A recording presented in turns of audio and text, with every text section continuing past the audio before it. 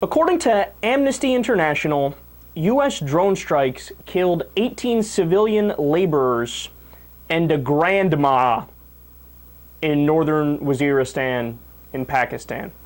The 18 men were killed in the village of Zoe Siji in July of 2012. Residents described the dead as one person being a woodcutter, another was a vegetable seller, and the others were miners who had gathered in the shade at dusk to talk after a day's work. The youngest one of all was 14 years old. The first drone strike killed at least 8 people in all, the report said. The second one killed more locals as they were trying to rescue the wounded people. So there you go again with the double taps. For those of you who don't know, the United States engages in 3 different types of drone strikes. One of them is called the personality strike. Those are the ones that are the least controversial of the 3, where we have good intelligence and we know exactly who we're going after and we know where they are, right? Then you have 2 other types. One of them is a signature strike, which is when they go around and just kill people because they think they're terrorists. And the broad criteria they use is, well, if you're a man of militant age, which could be anywhere from, I don't know the exact numbers they use, 18 to, 65 or whatever, we're going to kill you, and the burden of proof is now on you. They flip the burden of proof and say, you need to prove that you're not a terrorist. Yeah, but wait a second, that's not the way it works. If you kill somebody, you obviously should have good intelligence that they're a terrorist, and the burden of proof is on you, not on them, right? But they flip it. They're like, nope, you need to prove it to us.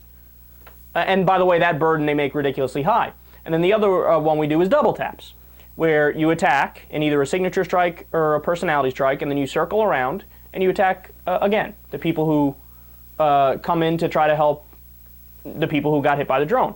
Now, what the United States says is, no, you guys don't get it, man. We're doing it because these are terrorists, and then the people who come in, terrorist sympathizers.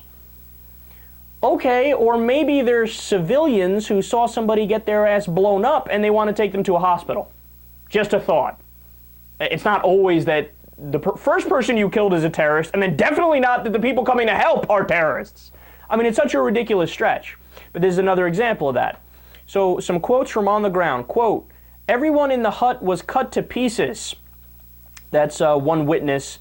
They continue, we started to panic and each person was trying to run in a different direction.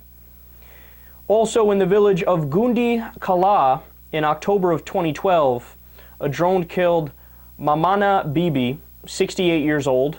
This is the wife of a retired school principal. This is the grandmother that we were talking about. She was killed while gathering vegetables. Her 5 grandchildren were wounded, including Safdar, 3 years old, who fell off of a roof and broke bones in his chest and shoulders. It was unclear why they were hit in the first place, and the weather was clear, which meant that whoever was operating the drone had good visibility, and you can't just hide behind, well, it was cloudy, it was an accident, we thought they were a terrorist, and we shot. No, that's really not, a defensible position. So go ahead, turn on CNN, see how much they're going to talk about this. Fuck, turn on MSNBC, the liberal station. See how much they talk about this. United States killing innocent civilians in drone strikes.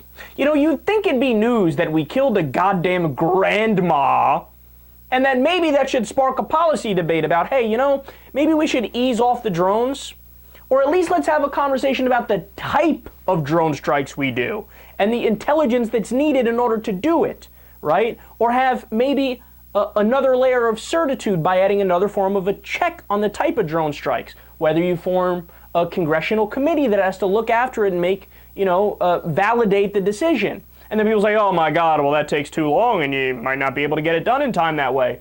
Yeah, but look at the alternative. You kill grandmas.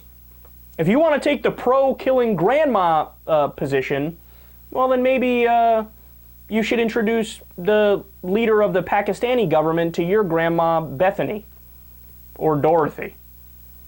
How would you feel if it happened to you? That's the bottom line here.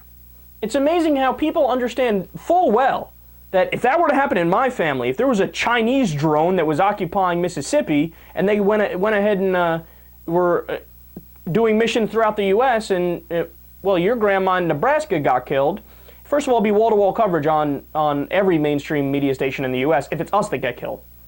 But if it's some, Pakistani grandmother, well, who gives a shit? She's Pakistani. She had it coming. She knew somebody who might have been a terrorist at one point, so fuck it. You got what you deserved.